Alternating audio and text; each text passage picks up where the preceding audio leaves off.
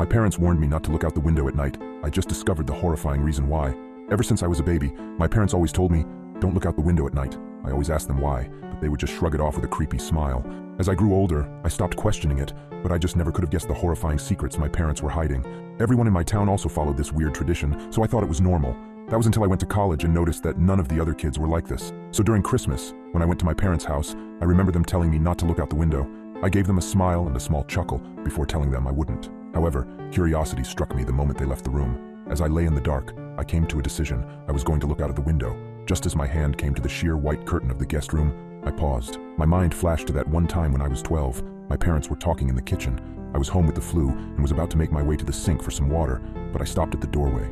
I hid behind the wall, peeking my head out from the doorway just an inch. My mother was crying and my father was holding her and rocking. That poor little girl. I feel horrible for her family, whispered my mother. My father just nodded and continued holding her. I went back to my room after that. Several hours later, my dad came up to my room with several pieces of wood and boarded up my windows. What are you doing that for, Dad? I asked him. Oh, it's nothing. Just safety reasons, he replied.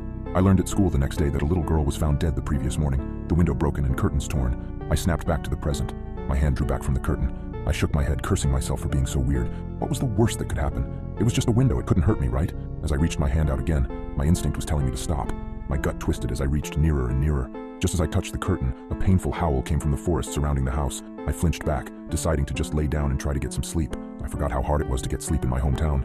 Every night, coyotes howled for hours everywhere in town, or at least I thought they were just coyotes. The next night, I woke up in a cold sweat. I glanced over at the alarm clock next to my bed. It was midnight. I groaned and sat up in bed. A low growling sound from outside of my bedroom window. I thought back to last night and decided that I had made up my mind about looking out. I thrusted my arm towards the curtain and pulled back hard, almost ripping it away from the rod. I flattened myself against the wall next to the bed for a moment before I put one eye in front of the window. I immediately regretted my decision as I heard claws clacking up the house. I flung myself out of bed, tumbling on the floor. I stood up and got back up on the bed. I stuck my face closer to the window as the clacking got closer and closer. It suddenly stopped for a second before the most terrifying creature popped up from outside, emitting a horrible shriek as it did so. I can never forget its face, the way the hollow eyes oozed some kind of black substance, like tar, and the way its lips were pulled back into a gruesome grin, the teeth blood-stained and razor-sharp.